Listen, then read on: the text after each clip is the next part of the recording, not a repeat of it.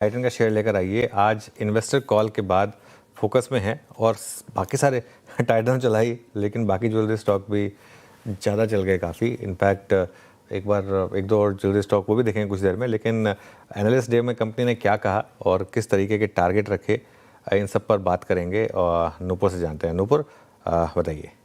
बिल्कुल, analyst day है आज एनुअल और सुबह से 8 बजे से शुरू हो गया था। काफ़ी इंटरेस्टिंग डेटा यहाँ पे निकल के आया। FY30 तक का टारगेट उन्होंने दिया है। हालांकि एक चीज़ नेगेटिव भी है, इसलिए थोड़ा ऑफ हाइज भी आपको स्टॉक नजर आएगा। FY30 की बात करें तो ज्वेलरी का जो रेवेन्यू वो 2 गुना करने का लक्ष्य, काफ़ी बड़ा लक्ष्य है। और इनफैक्ट कंपाउंडेड बेसिस पे देखें तो आपको 20% की ग्रोथ यहाँ पर नजर आएगी। मार्केट शेयर फिलहाल टाइटन का 8.5% के आसपास है। यही उम्मीद है कि ये बढ़ता हुआ सीधा 11% हो जाएगा और इसी पर कंपनी जो है वो काम करती हुई आपको नजर आएगी। FY30 तक 1400 स्टोर्स यहाँ पे डालने की जो बड़ी लक्ष्य यहाँ पे कंपनी ने दिए, वो भी एक पॉजिटिव इंडिकेटर है कंपनी की ग्रोथ को लेकर। महाराष्ट्र के मार्केट के बारे में उन्होंने पर्टिकुलरली बात की, जहाँ पे उनका मानना है कि FY30 में 2 गुना ग्रोथ यहाँ पर देखने को मिल सकती है। इनफैक्ट यहाँ पर जो स्टोर ओपनिंग होगी वो रेस्ट ऑफ द इंडिया से ज्यादा देखने को मिल सकती है। मियां भाई तनिष्क की बात करें तो प्री कोविड में यही रेवेन्यू 100 करोड़ के आसपास था, जो कि अब सीधा 2000 करोड़ पहुंचता हुआ दिखा। ये भी काफी पॉजिटिव है। और इनफैक्ट जो कैरेटलाइन का एक्विजिशन कंपनी ने किया था, वहां पर जो लॉसेस हो रहे थे वो भी अब खत्म हो चुके हैं।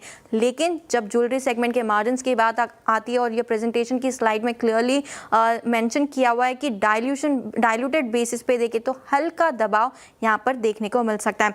वॉचेस सेगमेंट की बात करें तो यहाँ पर 27% की हिस्सेदारी टाइटन की वॉच मार्केट में आपको नजर आएगी। 25,000 से नीचे के सेगमेंट में जो लीडरशिप जो है वो बरकरार है कंपनी की।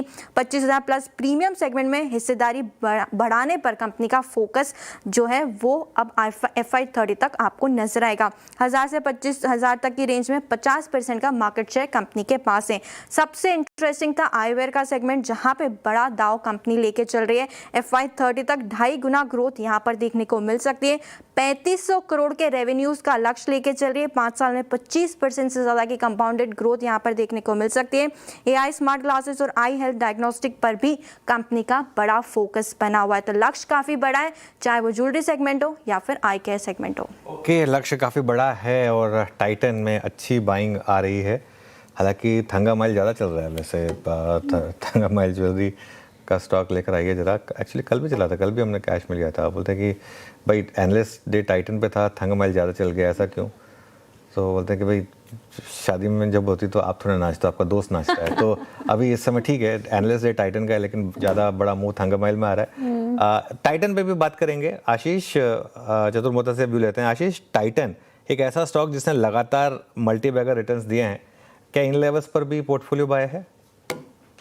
तो अनुज, जो थोड़ी देर पहले आप एक एक्सप्लेनेशन दे रहे थे कि किस तरह से बाय एंड होल्ड की कुछ कैटेगरी होती है, मुझे लगता है टाइटन उस कैटेगरी में परमानेंटली बैठा हुआ है पिछले कई सालों से, और हमें लगता है आगे भी बना रहेगा। क्योंकि आपने देखा जब ज्वेलरी सेगमेंट में एक चैलेंजिंग इन्वायरमेंट आया, तब भी टाइटन ने कंसिस्टेंटली अपनी ग्रोथ को मेंटेन रखा, और कहीं ना कहीं जो इमर्जिंग बिजनेसेस टाइटन के अंदर में उभर के आ रहे हैं, वहां से भी एक अच्छी ग्रोथ देखने को नजर आ रही है। कैरेट लेन ने एक अच्छा ग्रोथ सेगमेंट बना हुआ है। वॉचेस के अंदर में एक अच्छी खासी ग्रोथ हमें देखने को नजर आ रही है। और जिस तरह से कंसोलिडेटेड रेवेन्यू की बात कर रहे हैं कि 2x हो जाएगा, और एबिट के जो लेवल है वहां पे भी 2x की ग्रोथ की बात हम कर रहे हैं, तो क्लियरली मुझे लगता है कि ग्रोथ काफी स्ट्रांग रहेगी। स्टोर एडिशंस काफी स्ट्रांग बने हुए रहेंगे। तो मुझे लगता है कि कंपाउंडिंग स्टोरी है।